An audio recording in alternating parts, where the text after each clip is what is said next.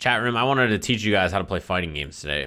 I know that's a strange sentence to say. If you don't probably play a lot of fighting games, it's probably not something that's like super obvious to you. So I'm gonna show you guys how to structure really basic offense off of something really simple. Someone asked about Percival and they said, hey, Dustloop says that using standing medium punch into crouching medium is really good when spaced out, and it says that it will catch opponents hitting buttons. Here's the thing about standing medium for Percival. It's -7 on block. See, if Grand does a reversal jab, it's a punish. But if I stand slightly further away and do this 5M, his jab just whiffs. So I'm not being punished for what I'm trying here, right? The frame data of the situation isn't the whole story. If I do standing medium, my opponent Grand does reversal light, and I'm far enough away, I can whiff punish by just hitting heavy punch after. If you ever talk about like auto spacing, you hear commentators say like, oh, this is like an auto space string, or you hear about players talking about wish punishing. This is something that good players will kind of automatically do to catch people in habits.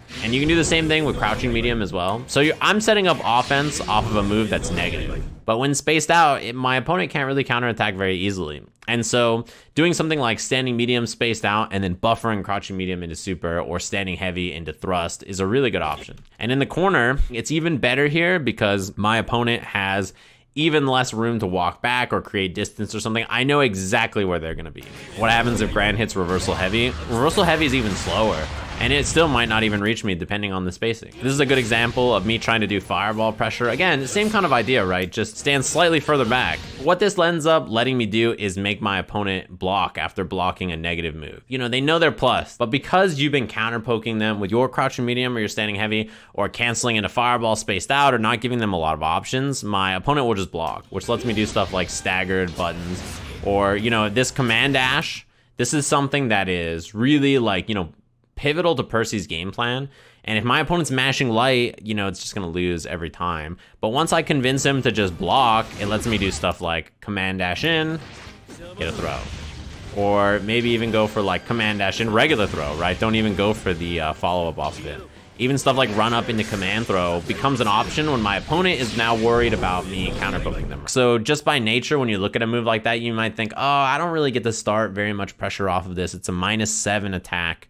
I don't really know what I'm gonna do off this, but you can start a pretty strong flowchart for your offense off of something like this when it's spaced out. I'm -7 after, but I can mix up doing crouching medium to counter hit whatever button he tries after to poke back, going for command dash, or spacing out a fireball, or running up after, or doing standing medium and waiting to see what they're gonna do. Is he gonna jump at me? Is he gonna, you know, whiff something big? Is he gonna run at me, right? So this is something that is really, really good and very simple, and this idea is useful for setting up and learning all of your offense. Good players do this all the time, by the way. No matter what the frame data is, you can space out whatever you're doing and make it a really powerful option in a pretty simple flowchart. Does it beat every single option in the game? No. Obviously, if your opponent knows what you're gonna do, they can pick a move and counter. What I'm showing you is that this is a simple and strong flowchart that you can build into your offense, and rotating between these different options gives you really strong and like kind of easy offense to run that doesn't take a lot of brain power to think about. You just do an option, and if your opponent starts countering it, you switch to some other option you have in this flowchart. This is just building a very simple game plan off of one idea, which is spaced out standing medium punch. And if you don't think that this is a powerful option or whatever, the reason I thought about this was because I was watching a personal video of Dogra, and Dogra was just doing standing medium, and then he would cancel it into command dash sometimes, he would cancel it into fireball sometimes he would anti-air. He was just changing up the options after, and that's how he was running his offense. This is something that I think a lot of strong players do kind of naturally. They build offense in this way.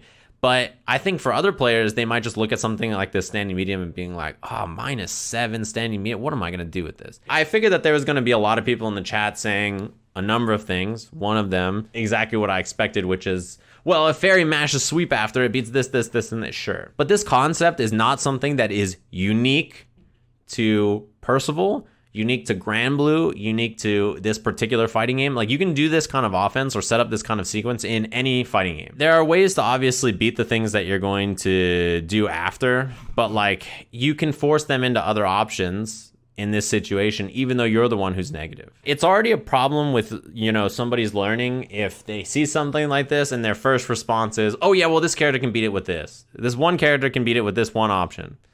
You have to recognize how useful this idea is in general, right? If you're already thinking about ways that you can lose and ways that you will lose in this situation as one thing, you're not even considering how useful this option could be, right? Like, what if somebody doesn't know your standing medium is even negative, so they're not even pressing a button after? Now, is there room for our opponent to adjust and change their ideas, right? Sure, they can hit standing heavy punch or sweep or jump or do all these other things, but now we can just make our adjustments ourselves. Can someone send me a Sora's flowchart? No need. You just watched this video, right? You just saw what just happened where I spaced out standing medium, and then after I did a bunch of different stuff. The idea is already there. You just have to figure out how you want to do it. Maybe your standing medium is your button with that character, or maybe you want to just do a dash punch or something. Dash punch and then walk back after, and then buffer medium into dash punch, or sweep into dash punch, or whatever it is. This is a starting flowchart that will work probably against almost every character in the game, especially in the corner. But then after, you have to think to yourself, okay, well, what am I gonna do here? So you just have to make adjustments depending on the matchup. And like the thing is when I try to teach stuff generally, I want to show the how of it. This is what a frame trap is. This is how you test a frame trap. This is how you find out if a move is a frame trap. This is how you build a sequence like this, etc., right? Instead of saying, hey, how do I frame trap with this character? You know how to do it. And no matter what game you play or no matter what character you play, let if next week you don't want to play that character anymore, you want to play someone else. You're like, shit, exactly. Teach them how to fish instead of catching the fish for them. Pretty sure Fairy's DP beats the hurt box of the second hit. You're saying if I do a spaced out standing medium and Fairy just mashes reversal DP immediately, one specific example might beat this entire offensive sequence from one character in the game, maybe. I've got news. If I do a throw and my opponent techs it, my throw does 0 damage. If I do an attack and my opponent blocks, my attack's useless. There's nothing I can do about that. It's the direct counter to what I just tried. There are ways to clearly beat this option. What I'm demonstrating is that just by spacing out one move, even if the move is negative, you can create a pretty powerful flowchart of options after. What if I do standing medium and this Fairy player swings with a DP and I just block? Great, now I can do standing heavy into EX low, into standing medium, into super. I get this big damage option. Awesome. If you're convincing someone that after blocking a -7 move spaced out that they should mash an invincible DP because they're scared of what you're doing after, you're already in a pretty good spot. When building this tutorial, I thought to myself, people will say, hey, Fairy can beat this with it. I knew it was gonna be Fairy too. Sajam, why would you come up with something so stupid? It's so easy to beat it. It's 7 frames.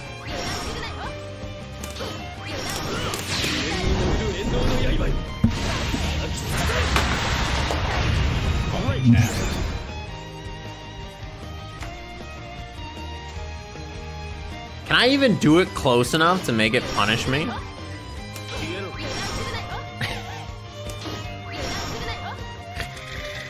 Chat room. Wait a minute. Is my option so good that standing medium, crouching medium, and I still get a punish after? I'm not mad that someone asked a question, right? Because I answer questions all the time. What I'm mad about is the idea I was showing was to show, hey, when moves are spaced out, even if they're negative, it hurts your opponent's options after. And they said, no, Fairy can just DP. I don't even have to block. Now sweep. Sweep is the move that I was thinking about, right? Because sweep is probably the move that beats most of the options here. She might be the only character that has something that just beats like everything I do after. Right, this is the one that's good because it's gonna trade with my fireball. Oh, it loses the command dash. We got an option? This is probably the only move in the game that's gonna give me this problem. And I can still make it whip, huh?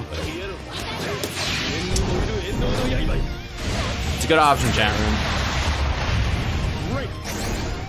Spacing is important. The idea is that you start to think about how this can be applied to your character, right? She can maybe reaction far M the boys, right? But what happens if instead of just doing this into the boy, this into the boy, like this into the boy over and over, instead you do medium, medium, slash. And she sees you do the slash and she's like, that's the boy. So she hits, you know, far M or whatever, right? she gets cut. If you change your options up enough, it makes your opponent struggle to deal with whatever you're doing. I've never played this character in my life. But you know, in like 10 seconds, we found a pretty good answer to this scenario. Listen. This is just a good example of how players think about setting up offense that is super easy to run and will take you pretty far. Flowcharts are generally only bad if you don't mix up your options well. It's just a very simple idea that I think a lot of players will struggle to recognize exists in every fighting game.